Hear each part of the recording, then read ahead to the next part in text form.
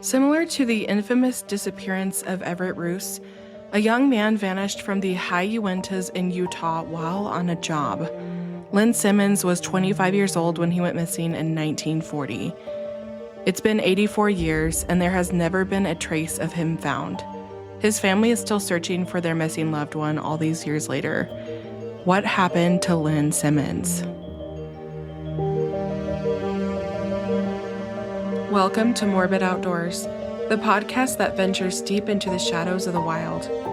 Here, we unravel the mysteries of missing persons, explore spine-chilling legends, and share the most morbid stories that nature has to offer. From the depths of the dense forests to the highest mountain peaks, we'll uncover the secrets that lie hidden in the great outdoors. Join us as we navigate the eerie, the unexplained, and the terrifying. So if you dare, grab your gear and let's embark on a journey into the unknown. This is Morbid Outdoors.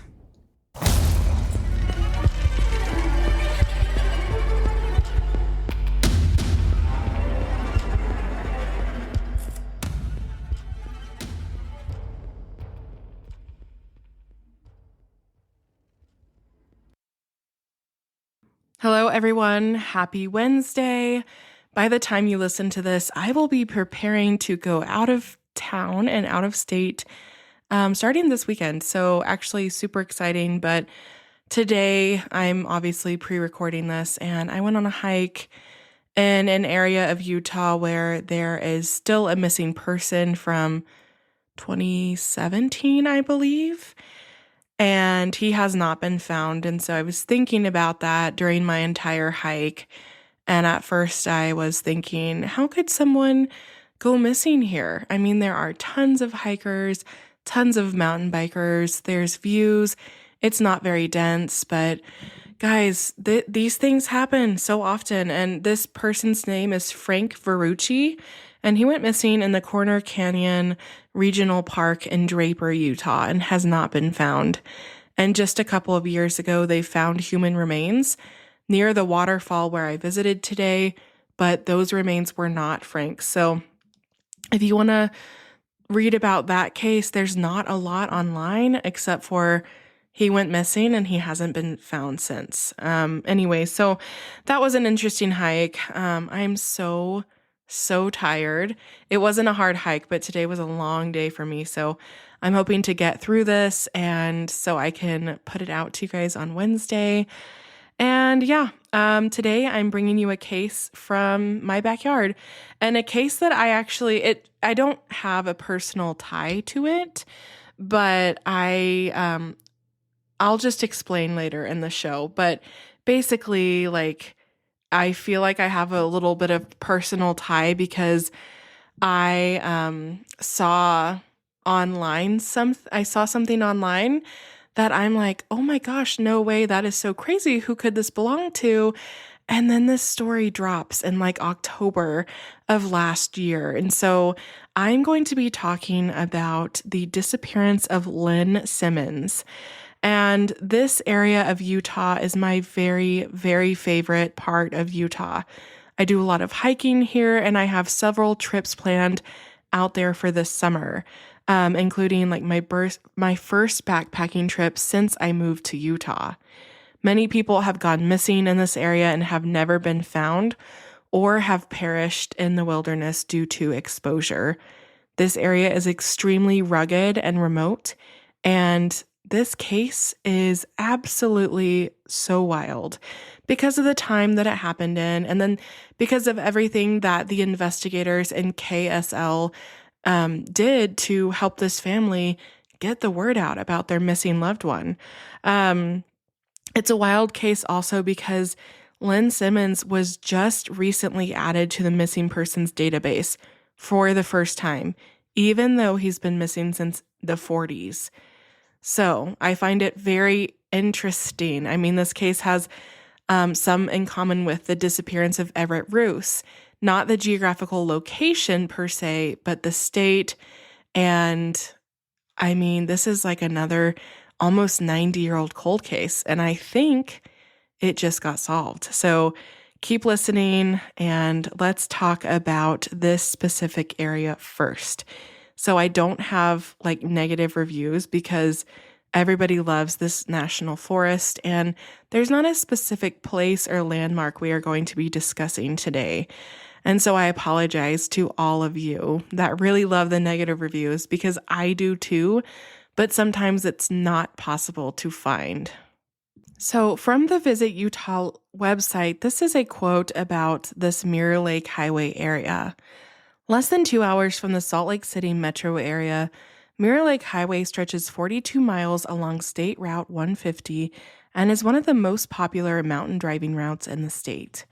It begins in Camas, Utah, and ascends high into the Uinta Mountains, cresting at 10,715 feet at Bald Mountain Pass, and then descends past Hayden Peak, Clutting Peak, and Holiday Peak Park Peak before meeting with the Wyoming border. The scenic byway has many overlooks, picnic areas, waterfalls, lakes, trails, and campgrounds. This mountain range is one of the few in North America that runs east to west rather than north to south. So I want to bring up, I have covered 2 other cases in this area, which would be Garrett Bardsley and Melvin Heaps, and they both went missing, not in the same exact place, but in this like Mirror Lake Highway area. Now, in this area of Utah, summer temperatures range between 65 and 75 degrees during the day, and then 40 to 50 degrees at night. Like I said, perfect for backpacking in the summer. In fact, last July, we were out there for the 4th of July, and we were hiking in the middle of the day, and it was only 74 degrees, and it was heavenly. Winter temperatures are extremely cold, and they can be below freezing to as high as only 42 degrees during the day. Extreme winter weather hazards, including travel, they actually shut this highway down. You are not able to drive on this highway because there is so much snow that it's only accessible via, what's it called? A snowmobile. So yeah, that's very interesting. And a lot of people live up there and they have their winter cabins, summer cabins, whatever you want to call them. And so people will have to park at the gate and then ride or hike into their cabins in the winter. In case I forgot to say this, we are going to the Uinta-Wasatch-Cache National Forest. And the Uinta portion of the forest was established in 1897, and it was actually the first national forest in Utah. In 1897, President Grover Cleveland created the Uinta Forest Reserve, which was the predecessor to the Uinta-Wasatch-Cache National Forest and the Ashley National Forest. A presidential proclamation created the Wasatch National Forest in 1906 and the Cache National Forest in 1907 to protect valuable resources. The Uinta Mountains are one of the few, like I said, the few ones in North America that run a different way than all the other mountain ranges. Within the Uinta Mountains are about 2,000 lakes, and some 900 to 1,000 are full of trout. So out of the 2,000 lakes, about half are full of trout, brown trout, rainbow trout, brook trout. Very, very cool. And I was actually hiking there last summer, and I was hiking along this trail right along this huge alpine lake, and I looked down and I could just see trout swimming there. It was so cool. Basically, I'm going to blow your mind because everyone freaks out about Colorado this, Colorado that. Well, along with the San Juan Mountains in Colorado, the Uinta Mountains have more contiguous area above the timberline than any other area in the continental United States. So take that, Colorado. I don't have a beef with Colorado. I just think it's funny that people that haven't been to Utah and only Colorado are like, the mountains. And Utah has way better mountains, in my opinion, but I am biased. Uinta is derived from a Ute word that means pine tree or pine forest. Wasatch is another Ute word meaning low place in high mountains. Cache is a French word meaning to hide, and it's a legacy to the early fur trappers who were the first Europeans to visit the region. Within this national forest, there are evidence of ancient oceans, volcanoes, and glaciers. The shoreline of ancient Lake Bonneville can be traced in the terraces along the foothills. It's very old, it's rugged, and it's wild, and it sits at almost 2.5 million acres. There are 7 designated wilderness areas in the Wasatch-Cache National Forest, totaling approximately 309,000 acres, and comprises approximately 25% of the forest total acreage. Now I just have like a fun fact about Utah. Utah is the only state where every county contains some part of a national forest. The area that we're going to be discussing is specifically Lamont Peak. And this is a quote from online about Lamont Peak. Though it is the highest peak in the immediate area, it is also the least rugged and easiest to climb. The views of all the rugged surrounding peaks are spectacular from the summit. So, like I said, many people have gone missing off of this highway. And when I say highway, I don't mean, oh, their car broke down and they disappeared. I mean, they were in the backcountry and they went missing. Like, this place is so rugged. Now, I just want to give a shout out because KSL, which is the local news station here in Utah, there's a lot of information on this case because of KSL. And they just did a huge news report about it in October.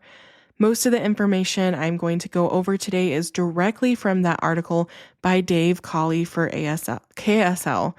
Dave also does the Cold podcast, and he has written many articles about this specific area and missing or perished persons out in the Uintas. He's a fabulous investigative journalist because he does outdoors topics mostly. He's got a great post on backcountry.com, and I use a lot of his stuff for Utah specific cases because he is out there, feet on the trail, just like I am, except he is probably way better hiker than me. And so I just want to shout out to Dave for this awesome investigative journalism and for putting this article together, because everything today I'm going to mention is straight from Dave Cawley. Our victim today is Lynn Simmons, and he was born in Payson, Utah in 1915. His parents moved to Salt Lake City when he was just a small kid, and Lynn attended East High School, where his father worked as a teacher and a coach, and Lynn actually graduated high school in 1933. He went on to attend Westminster College, where he played basketball and tennis, and was a sprinter on the track team. So this is someone who is extremely athletically gifted and very in shape. Records that were found by KSL suggest that he later attended the University of Utah, but only for a brief time. It's likely that Lynn dropped out seeking to work during the Great Depression, which, was going on at this time and was wreaking havoc on people across the nation and not just Utah, right? So he might have been going to pursue a master's degree or something else, but unfortunately, due to the Great Depression, he had to drop out and seek out a job. And at the start of 1939, Lynn married Rita Fulmer. The couple welcomed a son whose name was Lawrence later that year in 1939. The working family lived with Lynn's parents in Salt Lake City. The following summer in 1940, Lynn took a job working for a neighbor who was an engineer with the U.S. General Land Office, which was a precursor to today's Bureau of Land Management, or BLM. The neighbor's name was Ralph Gentry, and he was conducting what are known as cadastral surveys of public lands, using tools to measure, mark, and map large parcels of federal property.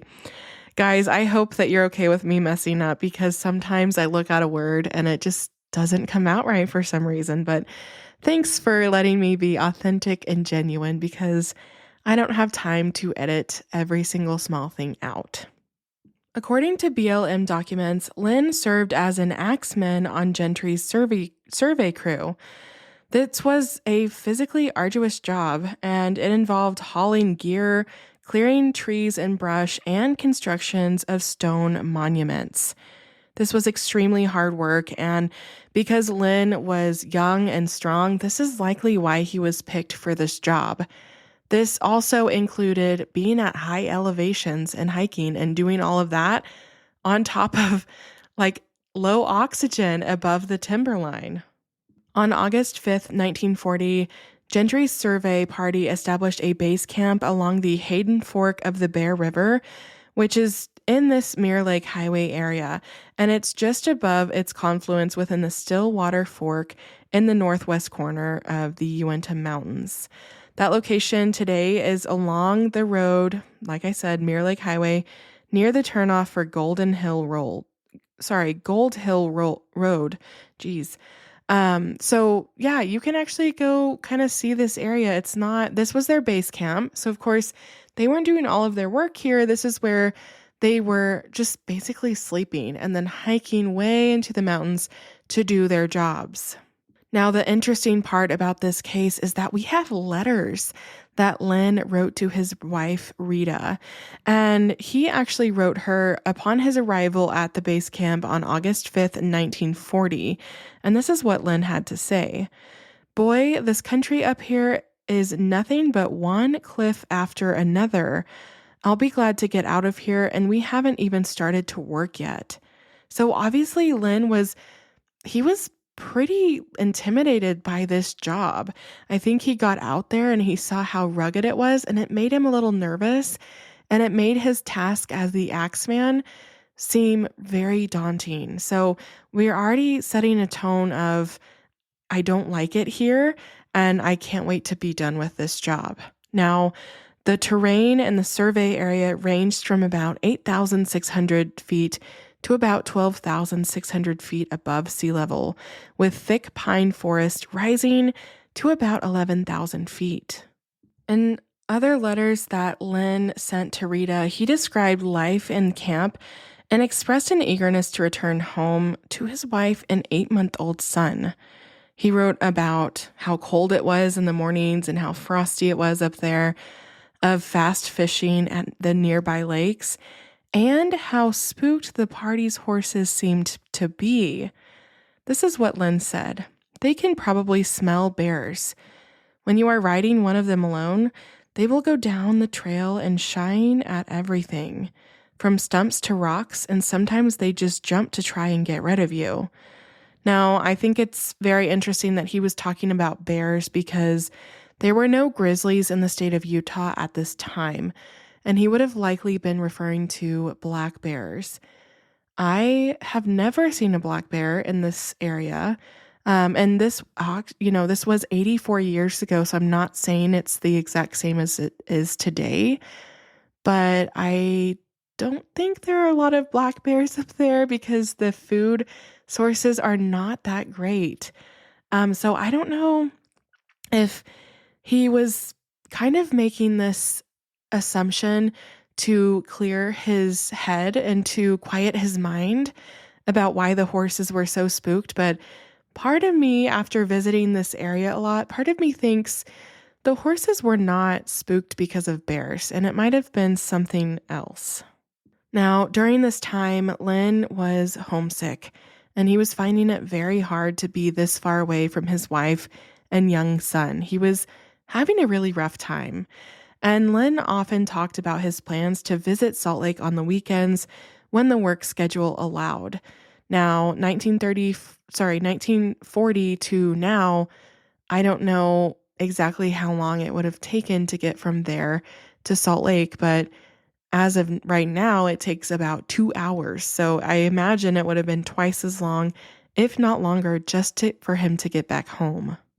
Lynn signed each letter with X's and O's, and basically he asked his wife that she kiss their son on his behalf. So, give Lawrence a kiss for me.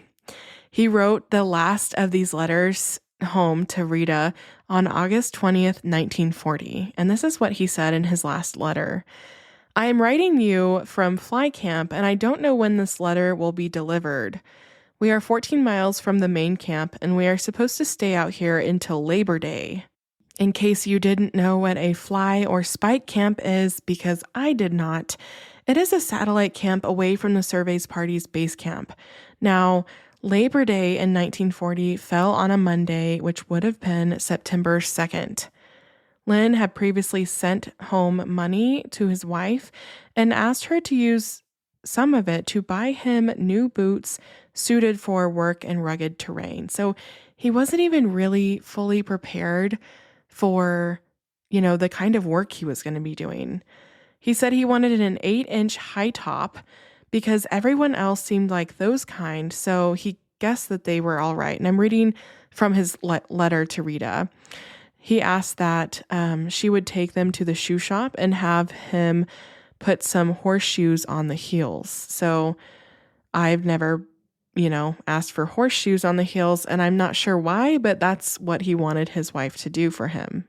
In this letter home, Lynn wrote, "It is really hard to work up in here. All we do is climb up one steep mountain and then down over cliffs usually. And then when we do get down, we find another mountain right in front of us for us to go up."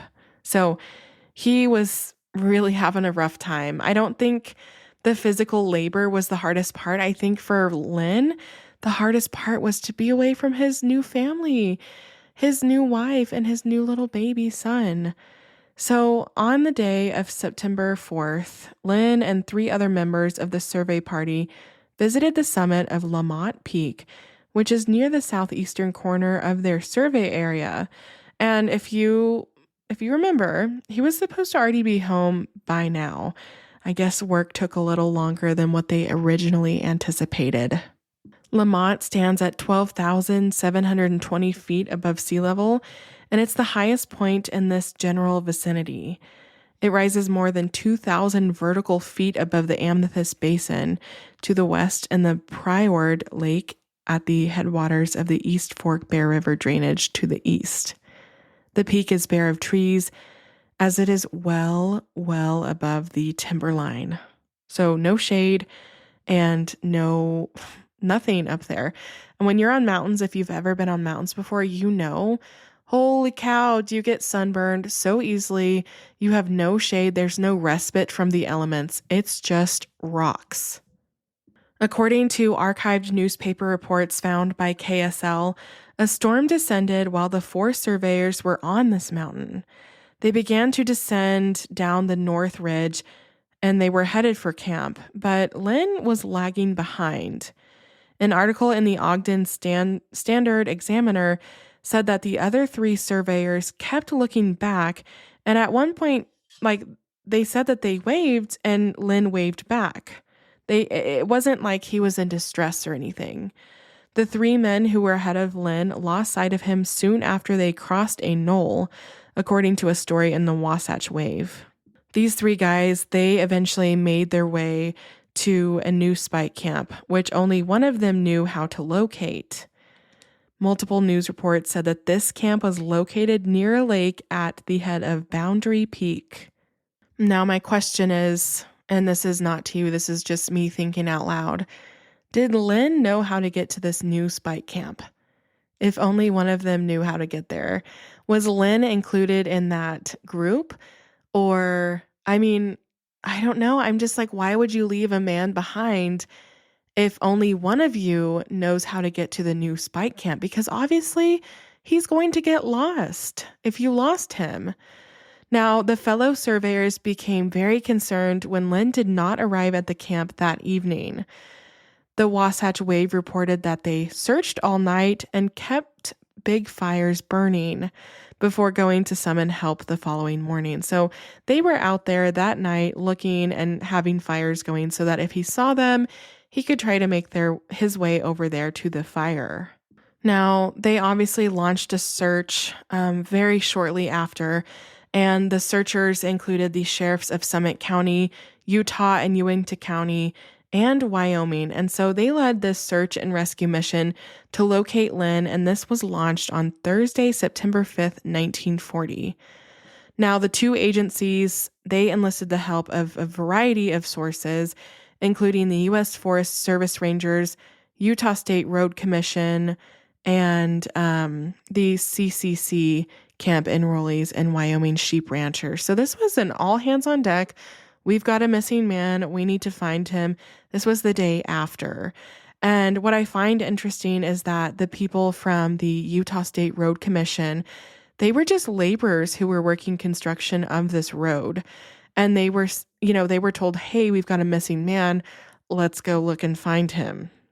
And if you are familiar with David Paulides' work in Missing 411, inclement weather hampered their initial efforts. And that shouldn't be a surprise. That seems to happen every single time that time is of the essence. Now, it initially was raining, and that rain did turn to snow, and it dusted the High Uintas with a layer of snow, and it forced searches to stop the search, or to at least pause it. When the skies cleared a day or two later, Lynn's father and younger brother had joined the search parties. A lead came by about a week into the search, and basically the sheriffs learned of a strange phone call that had occurred the morning after Lynn disappeared. An unidentified man called Mansmere Lake Lodge a bit after 9 a.m. and reportedly told the chalet owner James Mann he was stranded. Now, James patched the call through to the operator in Camas.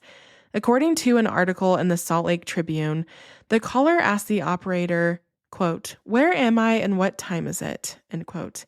An article in the Wasatch Wave noted that the call had originated from a telephone on a tree.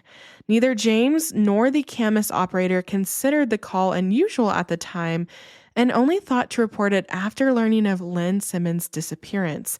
So this was happening at the same time Lynn was missing, and word just hadn't gotten out yet. So, searchers are thinking, oh my God, Lynn is alive. He was alive. We just have to get out there and find him. And so you might be thinking, well, why would there be a telephone on a tree? Well, at this time, the U.S. Forest Service maintained a network of phone lines linking its guard stations in the Uinta Mountains. The article from KSL said that, KSL employees reviewed Forest Service maps published in 1937 and 1942 to try and determine the location of those phone lines. The map showed that the Forest Service phone line ran west to east, starting from the Whitney Ranger Station and following the route of the modern Wolverine ATV and Bear River Smith Fork trails east to the Uinta Guard Station. Now, I've never been to either of these places, but I just think it's awesome that they had the opportunity to see exactly where the phones would have been. Now, at the time, the Salt Lake Tribune reported that the tree phone where the unidentified man called from was located at a sheep camp on the East Fork of the Bear River. And that actually happens to be northeast of where Lynn was last seen, near the current location of Hinckley Scout Ranch. Obviously, some people had their doubts about this tip, and search organizers expressed doubt that the caller was Lynn, noting that he would have been able to make contact with sheep herders who were in this area at that time.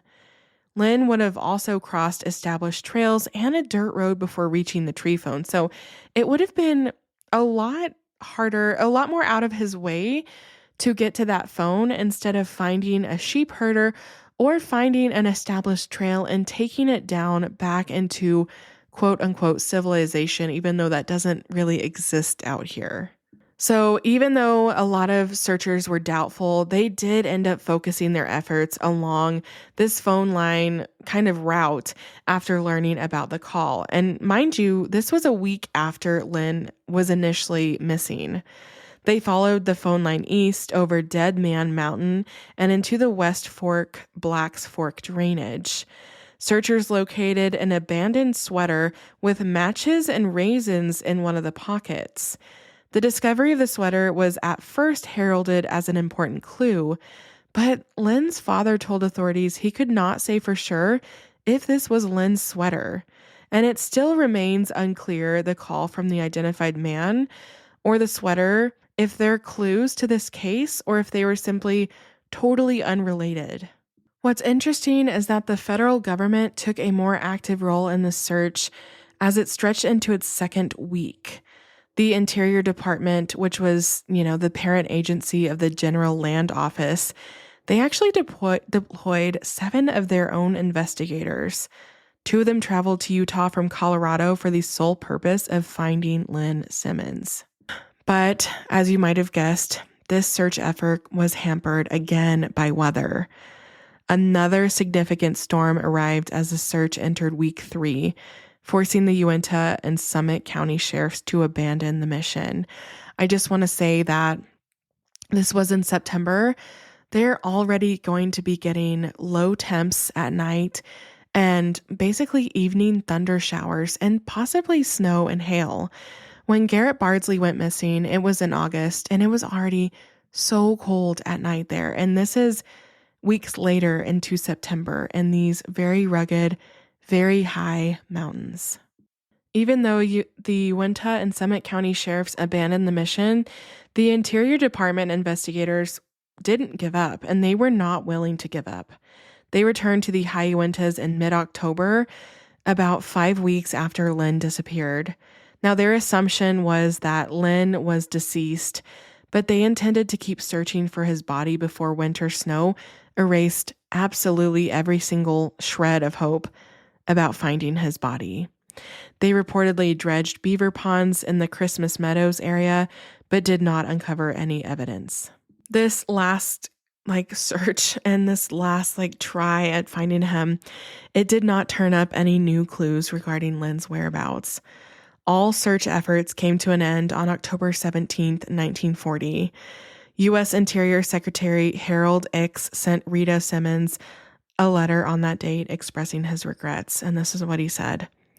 "You have my deepest sympathy, and I hope you will find comfort in the fact that Mr. Simmons lost his life in the service of his government." Fast forward to more recent times. His niece, Marilee Peterson, has grown up hearing about her Uncle Lynn's disappearance as a campfire story, along with her brother Ron Locke and other members of the Lynn Simmons extended family. This is what Marilee said. "We never really knew where exactly or any other details. This is kind of passed on generation to generation about what happened to their uncle, but there were no specifics as this was so hard for his family to talk about." Now, Peterson said that her grandparents, which were Lynn's parents, were quiet people who never really discussed the loss of their son. Peterson's mother, Carol, who was Lynn's younger sister, was only 14 years old when Lynn disappeared. And as a result, Carol grew up with only a vague knowledge of the story. She was a kid, and her parents didn't want to discuss that. It was too painful for them. Now, when Marilee's grandparents died in the 1970s, when someone dies, you inherit all of this stuff, and a lot of stuff you might have never seen before. And this was the case for Marilee. She was passed down a box of family history papers, and I just find this very interesting. So this is what Marilee said about this. "This box went straight up into the attic and was forgotten. So when her parents died, they found that box. Her and her brother found that box. And among the many documents in the box were personal letters Lynn and Rita exchanged during the summer of 1940 in the weeks leading up to his disappearance." Now, when Marilee was viewing these things for the first time, she didn't really understand how significant this find was because she was still unaware of the time and place her uncle vanished. And it wasn't until 2020, during the COVID-19 lockdown, that Marilee started a more thorough search through the box of these family history documents. Marilee built a timeline of Lynn's life and realized the letters contained valuable details. Now, Marilee wrote a short paragraph summarizing what she learned, and she uploaded it to the genealogy website FamilySearch.com. This is when KSL came across this summary while looking into the Lynn Simmons cold case in early 2024. And they contacted Marilee. And this is just so crazy to me that this is invisible string theory. And basically, KSL provided Marilee with a collection of newspaper clippings, photos, and other records that filled in many gaps in her knowledge of the story about her uncle, including photos of the precise location where Lynn was last seen on Lamont Peak's North Ridge. And this is the craziest thing that was discovered in this investigation. Lynn had never been listed as a missing person anywhere, not on NamUs, not on the Utah, not for state of Utah things, nothing. And back then, there were not national databases like what there are now, but he wasn't even listed as a missing person with the state of Utah. It's sorry, this guy is up on this mountain. He got lost. He's probably dead. And that's it. And that's pretty much how it went. And so the Summit County Sheriff's Office, in response to a public records request from KSL, they actually acknowledged that it could not locate any official reports about Lynn Simmons' case in its archives. And that is absolutely insane. So Marilee knew that it had to be a goal of hers to get him listed on a missing persons list. They got him put into the database. And basically, that's kind of where the case was standing as of October 2024. Now, the odds of Lynn Simmons' remains surfacing now are extremely slim, because even the things he had on him, like his boots or his belt leather, they would have already rotted away after 84 years of exposure to all of the elements. And yeah, Lynn might have been carrying metal tools, but that could survive the harsh elements. But who knows if they would even be able to be found. If he were lost and struggling, he wouldn't be carrying that with him. So it's likely that those tools that could have survived and his remains are not together. At the time that this KSL report was written, it stated that if such evidence ever arises, it will come too late for those who personally knew Lynn. His wife, Rita Simmons, died in 2001, and their son, Lawrence Simmons, followed her in death less than a year later in 2002. But Lynn Simmons' memory is now carried on by his nieces and nephews, including Marilee and Ron, as well as their children and grandchildren. Marilee said that we've got him in their hearts, and they know what kind of man he was, because they learned about his character through the family history box and all of those letters to his wife. Several of Lynn Simmons' relatives visited the High Uintas over Labor Day weekend in 2024, and they actually picnicked at a spot with a clear view of Lamont Peak. Here at this picnic, they shared stories in a new way, and they came to honor the man that, they now kind of knew. He was a young man trying to support his family, Ron Locke said. He was no different than all of us. We will all never know what tomorrow will bring. And this is where I come in. This was published, and I'm surprised that they didn't mention the remains that were found in this area in 2010. And I have known about these remains since 2021 when I found them online. I often like to look at the Utah Department of Safety's websites for Jane and John Does, missing persons, unsolved homicides. And I actually used to have a different podcast that I no longer do, but I was looking at remains that were found in this area. And some hikers found remains in this area in 2010. And I wonder if KSL didn't mention it because they were unaware of these remains or because nothing has been confirmed yet. But on June 27th, 2010, a partial skull was found near Bald Mountain by hikers. There was nothing else found, or nothing else at least noted in the NamUs case. How strange is it that a piece of skull was found and no one had been reporting missing in that area? And this is where I think, investigators might not have been paying attention. If hikers found a part of a skull and you're like, holy shit, someone's dead up here, someone died up here, we need to figure out who it is, you're immediately going to look at missing persons from this area, but there were none at that time besides Garrett Bardsley, and they obviously knew it wasn't his. So why wasn't anybody else looking into this partial skull? Now, when I heard Lynn's story on Instagram, I immediately thought the skull might belong to him. I remember telling my mother-in-law about the piece of skull a couple of years ago because they actually have a place out in that area. So I wanted to, I don't know, I just thought it was fascinating. I'm like, hey, did you hear like a piece of skull was found? And I hike over there all the time. And, she was like, wow, that's like really creepy. So I wanted to give the information or connect the dots for investigators because I had seen that this skull was found before I read Lynn's story. And if Lynn wasn't in the missing persons database, these remains were not on the radar of belonging to him. But as I was about to call the sheriff's office, I found that someone on the internet already did. Someone on someone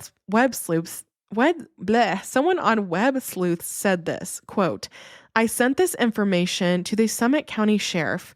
Looks like they have the body, they just need to confirm via DNA. Check the map locations for both the missing and unidentified listings I've posted below. They are almost identical. I think once DNA is done, and hopefully it can be completed, that Lynn's extended remaining family will finally have the answers about what happened to Lynn, or at least be able to lay a piece of him to rest. Now, that's kind of my personal tie, not really personal, but I did know about this partial skull before I read about Lynn's story. And immediately when I read about Lynn's story, I flashed back to this partial skull that was found. And oh my God, this has got to be him. There was nobody else listed missing in this area. So this partial skull has been labeled as a John Doe. And if they can do any sort of DNA testing with Lynn's extended family, I'm hoping the mystery of Lynn Simmons' disappearance will be put to rest and Lynn can finally have an eternal resting place that's not out in the wilderness. I hope that you enjoyed this episode.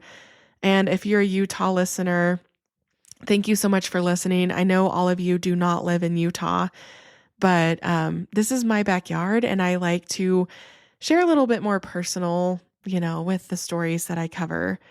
As always, recreate responsibly and remember, sometimes the great outdoors aren't always great. Thanks for listening to Morbid Outdoors. If you're enjoying what you're hearing, make sure to subscribe to the show on your favorite podcast platform. It's free, easy, and it helps us out immensely. When you subscribe, you get updates on our latest episodes, and it also boosts our visibility, making it easier for other curious souls to find us. Another great way to support Morbid Outdoors is by leaving us a review. Whether you're on Apple Podcasts, Spotify, or wherever you listen, a quick review helps us know what you love about the show. Find us on Instagram and Facebook at Morbid Outdoors Podcast. You can email us case suggestions and your campfire stories at morbidoutdoorspodcast@gmail.com. Thanks so much for the support, and I'll see you next time.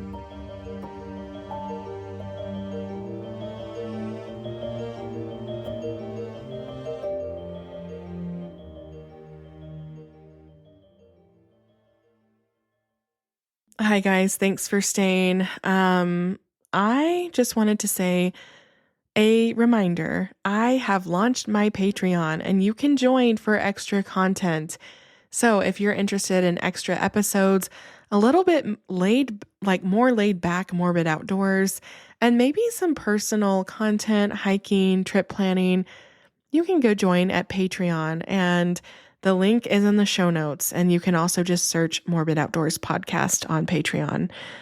I am so excited because I will be in New Mexico next week on my spring break. My husband and I are going to do some hiking, and we're going to visit a national monument that has not been open since 2020. I have hiked here before in 2017, but I'm excited to go back because it's beautiful, and I'm so glad that they have found a way to keep this monument open while limiting the, destruction that happens to this natural, beautiful place. So I hope, I don't know, I won't talk to you guys for a couple weeks, but I hope that you guys have a great weekend. Get out there, explore, and start enjoying the spring weather. All right, everyone, reminder, you can join my Patreon, and just supporting the show by leaving a review and listening is enough for me. Thank you guys so much, and I'll see you next time.